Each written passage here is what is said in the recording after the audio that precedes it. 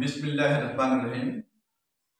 সর্বপ্রথম আমি মহান সৃষ্টিকর্তার শুকরিয়া গুজার করছি। সেই সাথে আরো শুকরিয়া গুজার করছি যাকে সৃষ্টি না করলে পৃথিবীর একটি ধূলিকণাও সৃষ্টি হতো না, সেই প্যারে নবী হযরত মুহাম্মদ সাল্লাল্লাহু আলাইহি ওয়াসাল্লামকে। সম্মানিত আজকের ছিটমহলবাসী, আজকে আমরা উপস্থিত হয়েছি একটি বিদায় অনুষ্ঠানকে কেন্দ্র করে। এই বিদায় অনুষ্ঠানে উপস্থিত আজকের 3 বারের সফলকৃত চেয়ারম্যান উপস্থিত আছেন, ইউপি সদস্য নজরুল ভাই উপস্থিত আছে। এখানে আমাদের দেশকে স্বাধীন করার, দেশকে আমাদের লাল সবুজের যে পতাকা আমাদের ছিনিয়ে এনেছে, আমাদের দেশকে বাংলাদেশ রূপে রূপান্তরিত করেছে, জন্ম দিয়েছে বাংলাদেশে, সেই প্রাণপ্রিয়, সকলের প্রাণপ্রিয় মুক্তিযোদ্ধা তিনি আমাদের মাঝে আছেন। সকলকেই আমি জানাচ্ছি আসসালামু আলাইকুম।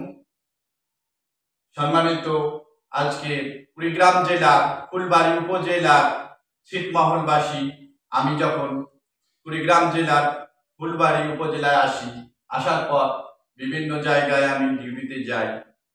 হঠাৎ একদিন আমি রাতে ডিউটিতে গিয়ে দেখি রেজিস্ট্রি অফিসের বারান্দায় জমিলা নামের এক বৃদ্ধা মহিলা, 120 বছর বয়স, সে সাব রেজিস্ট্রারের বারান্দায় একটি মাত্র চাদর এবং উপরে গায়ে একটি মাত্র কম্বল নিয়ে শুয়ে আছে।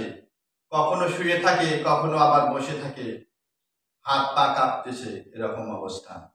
তাকে দেখে আমার খুব খারাপ লাগলো। আমি তখন বিভিন্ন লোকজনদেরকে, অর্থ টাকা পয়সাওয়ালা লোক যারা আছে তাদেরকে বললাম, কিন্তু তারা একই কথা বলে, সবাই বলে যে এ থাকবে না ঘরে, ঘর দিলেও ঘরে থাকবে না।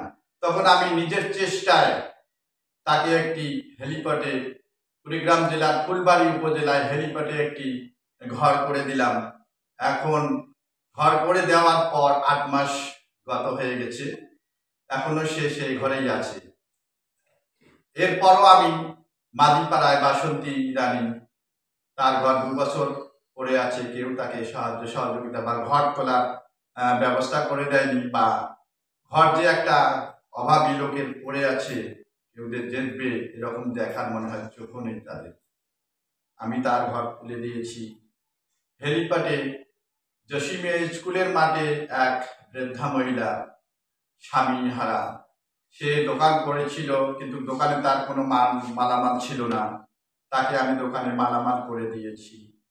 আমি করোনাকালীন সময় এই ফুলবাড়ির অবস্থা দেখে বিভিন্ন ঘরে ঘরে ত্রাণ তুলে দিয়েছি গরিব দুঃখী অসহায়দের হাতে।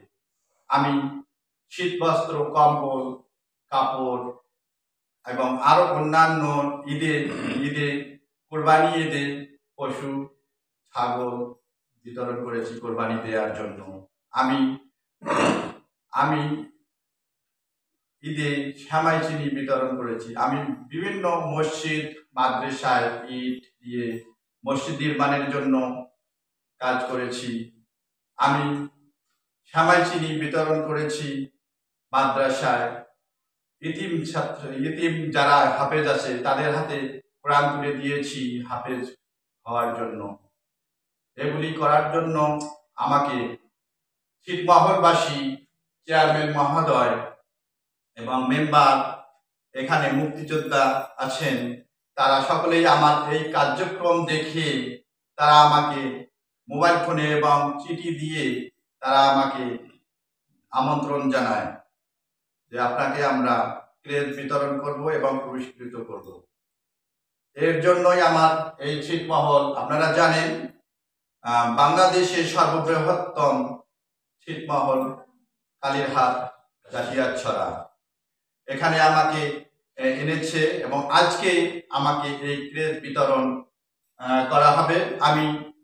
আমি কোনো জায়গায়, আমার চাকরি 20-21 বছর চলছে, আমি কোনো জায়গায় পাইনি কোনো পুলিশ বিদায় অনুষ্ঠান বা ক্রেজ পুরস্কৃত করে জনগণ বা পাবলিক।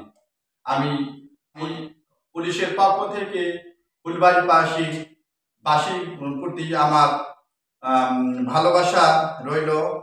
আমাকে যে এই জনগণ, চেয়ারম্যান, মুক্তিযোদ্ধা, মেম্বার এবং এলাকাবাসী পুরস্কৃত করে সম্মাননা ক্রেস্ট এবং সম্মান জানালো, এটা আমার আজীবন মনে থাকবে। এটা আমি মনে করি বাংলাদেশের সমস্ত পুলিশ বাহিনী এরকমই হওয়ার দরকার এবং জনগণের অন্তর থেকে, মন থেকে যেন আমাদের উপর ভালোবাসার জন্ম নেয়। এরকম আমার মতো যেন বাংলাদেশের যতগুলি পুলিশ আছে সবাই যেন জনগণ তাদেরকে নিজ ইচ্ছায় মন থেকে তাদের পুরস্কৃত করার জন্য আমন্ত্রণ জানায় এবং পুরস্কৃত করে। এই বলে আমি আমার বক্তব্য শেষ করছি।